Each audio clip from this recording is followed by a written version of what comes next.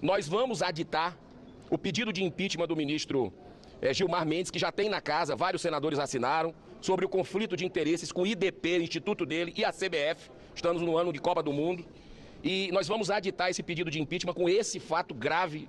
Tenho convicção que todos vocês acompanharam o julgamento no Supremo Tribunal Federal ontem e viram os ataques proferidos pelo decano da nossa Suprema Corte, o ministro Gilmar Mendes, pessoa que pessoalmente eu tinha até o dia de ontem a maior consideração e respeito, porque ele sempre teve uma boa convivência com o parlamento brasileiro. Ele já esteve inúmeras vezes aqui conosco. Todas as vezes que o ministro Gilmar Mendes veio ao parlamento, ele foi tratado com respeito e com toda a dignidade. Eu não entendi os motivos que o levaram, como decano da corte, ontem fazer os ataques que fez aos membros da CPMI e deixou sobre xeque e dúvidas sobre todos nós membros, sobre assessores e concursados desta casa, que tivemos acesso à sala cofre. É leviano o ministro da envergadura dele fazer as acusações que fez reiteradas vezes, sem dar nomes a quem vazou tais informações. Por este motivo, que nós parlamentares que lá assistimos com todo respeito e a vontade, era de dar resposta lá mesmo, mas lá é a casa deles. Por ética e protocolo, ouvimos calados. Viemos aqui para nossa casa e ontem eu já me manifestei, hoje outros parlamentares se manifestaram. E o que nos resta, até para darmos ao ministro Gilmar Mendes a chance de provar as ilações dele, é registrarmos uma queixa-crime, que já até este momento nós vamos deixar eu tinha deixado aberto espaço até às 16 horas, mas tem parlamentares que ainda estão chegando e querem assinar. Até o presente momento, para os senhores e as senhoras saber, tem a minha assinatura, a assinatura da senadora Damares Alves, a assinatura de Marcel Van Hatten, Ivaí de Mello, deputado Fábio Costa, senador Eduardo Girão, deputado Coronel Crisóstomo, deputada Coronel Fernanda, senador Magno Malta e deputado Hélio Lopes. Todos já assinamos este documento que já foi divulgado a toda a imprensa e nós esperamos que o ministro Gilmar Mendes venha a público dar os nomes de quem vazou. Senão, é uma ilação muito grave vindo de uma pessoa que nós temos muita consideração, porque não se trata de qualquer pessoa. Ele é o decano da mais alta corte do país. E ele não pode fazer ilações sem provar o que diz. Até porque, no Estado Democrático de Direito, subtende-se que juiz fala nos autos. Mas já que ele decidiu falar em alto e bom som, resta-lhe a oportunidade de provar quem são as pessoas que vazaram informações da CPMI. Agora é bom lembrar a imprensa, e vocês da imprensa sabem, ministros do STF vivem vazando informações de investigações que eles fazem. A Polícia Federal também vaza informações, porque vocês sabem antes do que nós mesmos de certas operações. Quando é para a Polícia Federal e para a ministra da Suprema Corte, parece que é normal vazar. Agora, se houve vazamento aqui, que nós também queremos saber se houve e quem vazou, incomoda muita gente. Eu acho que essa história do Banco Master, por envolver pessoas poderosas do Brasil, inclusive ministros da Suprema Corte, está incomodando muito o nosso decano. O que lamentamos e damos a ele, com essa queixa-crime, a chance dele dar nomes aos bois, senão ele terá que responder pelos seus atos, que assim como ele disse e insinuou que nós aqui da comissão somos criminosos, quem acusa e não tem prova também é um criminoso. Senador Magno Malta. Deputado, só uma dúvida, o que significa responda depois para todo mundo. Responda depois. Eu apresento a queixa-crime para o Ministério, para o PGR, porque ele tem foro, somente o PGR pode falar. Vou deixar o Magno dar outros esclarecimentos e falar. Perguntas a gente fala no final também. Essa queixa-crime, certamente nós sabemos qual será o fim e onde vai chegar ou onde não vai chegar. Nós e a imprensa sabemos.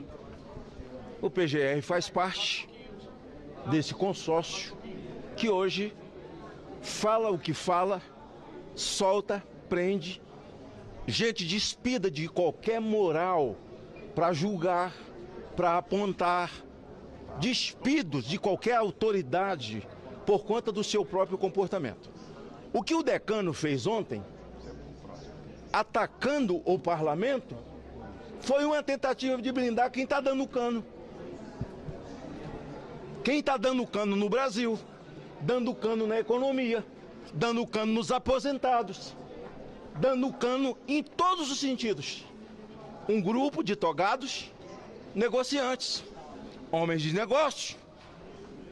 E quando o esgoto estourou e que atolou a mão e o pescoço de todo mundo, só restou uma coisa: apontar o dedo para o parlamento. Ele precisa dar nomes, ele precisa provar. E parece que esse título de quase de final de festa, de que é o decano, enquanto alguns parlamentares lá estavam e obrigados foram a ouvir, está lá ouvindo esse tipo de asneira, de quem não tem nada para falar, a não ser passar a noite bolando como defender os togados de capa suja. Infelizmente, o decano do Brasil fez uma fala tão infeliz, apontando de forma tão covarde o parlamento, porque todo mundo sabe que CPI e CPMI é um instrumento do parlamento. E CPMI ou CPI tem a mesma envergadura judicial do Poder Judiciário, a mesma envergadura de um ministro. O Viana não precisa pedir nada para ninguém, é a mesma envergadura. Se não for assim, não tem sentido. Agora, a CPI da Covid, vamos lá. Quem foi que entrou? Randolph. Não tinha fato determinado. A CPI dizia que era Bolsonaro e Covid. Bolsonaro não é fato determinado. Fato determinado é crime.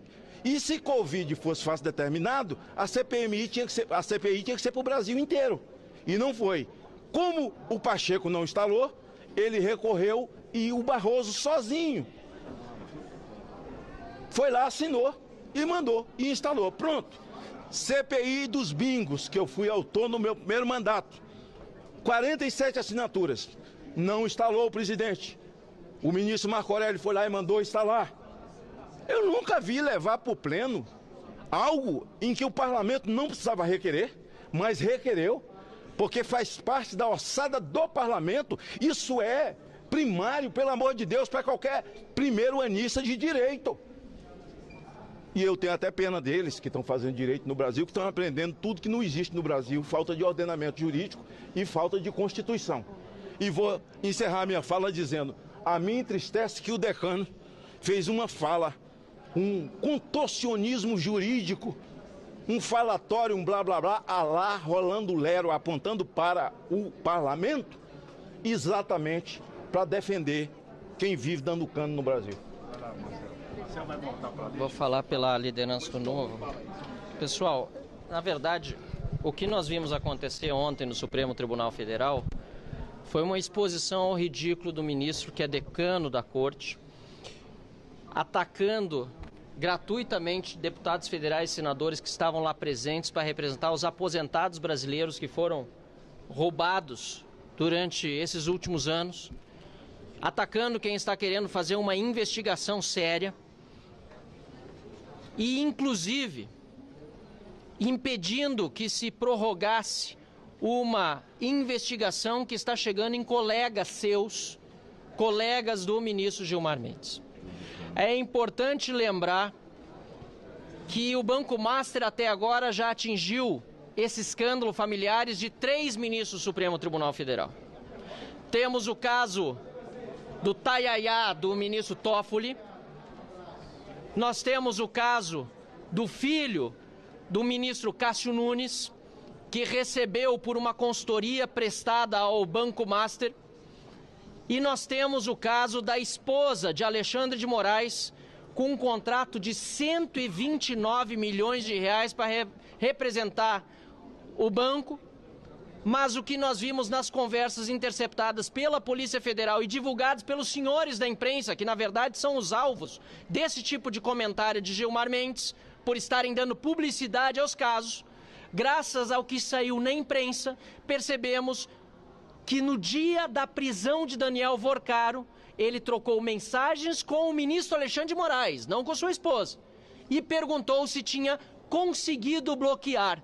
Não se sabe o que, mas especula-se e se tem grande grau de certeza sobre a que ele se referia, repito, no dia da sua prisão. O fato aqui, senhoras e senhores, é que esses ministros deveriam ter se dado por impedidos de julgar um caso que tratava da prorrogação ou não de uma investigação que também atinge o Banco Master e, portanto, também está chegando a familiares dos ministros do Supremo Tribunal Federal.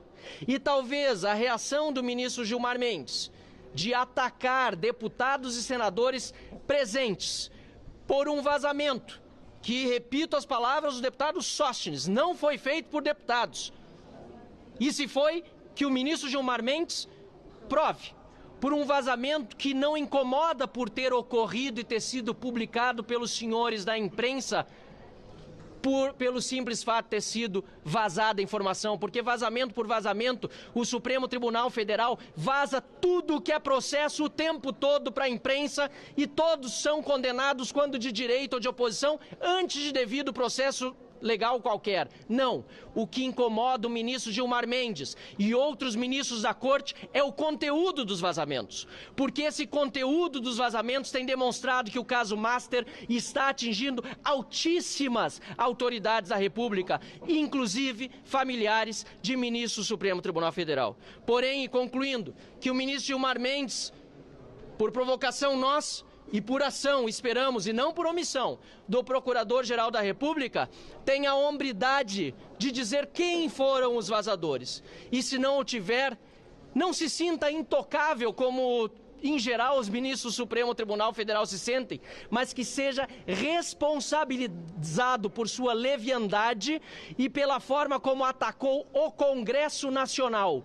Um verdadeiro ataque à democracia é aquele propugnado por ministros da Suprema Corte que interferem no nosso trabalho e, além de interferir dia após dia, diminuindo a importância do parlamento, ainda tem o desplante de acusar deputados de crimes sem apresentar qualquer tipo de provas. Muito obrigado.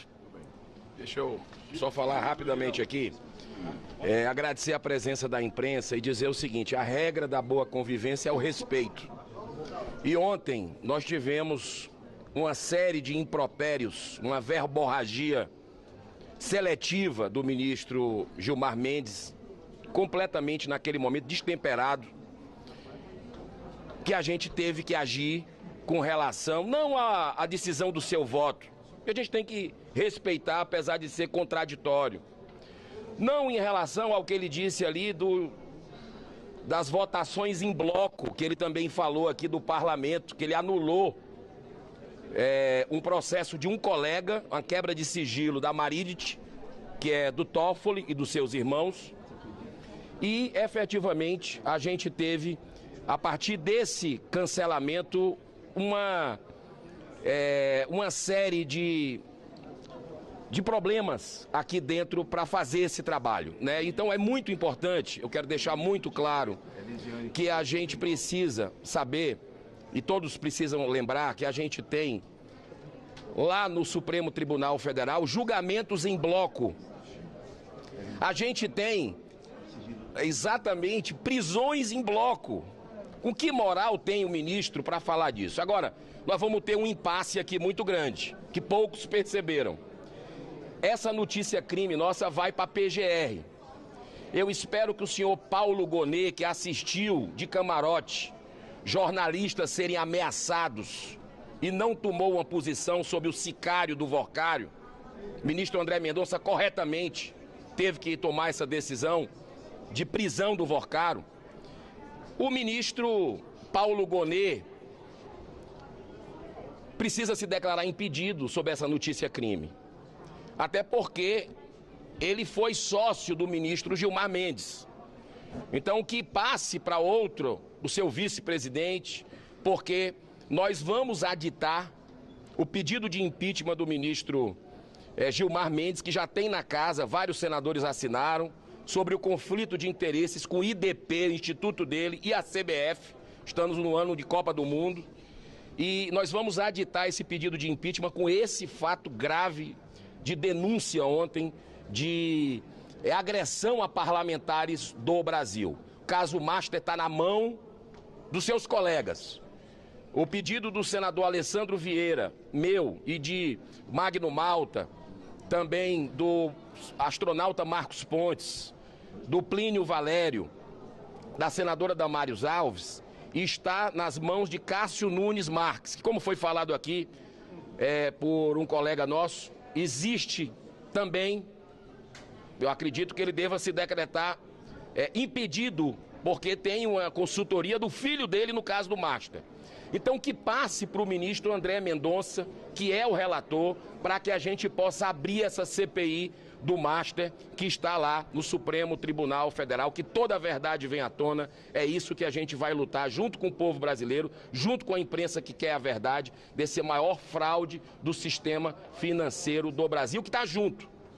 Se interliga com a maior fraude do sistema previdenciário do mundo, que é esse caso do INSS, que foi interrompido prematuramente por uma conspiração entre os três poderes da República, e a gente está tendo que correr com um relatório, mas que está bem fundamentado, e a população vai ver quem blinda quem hoje.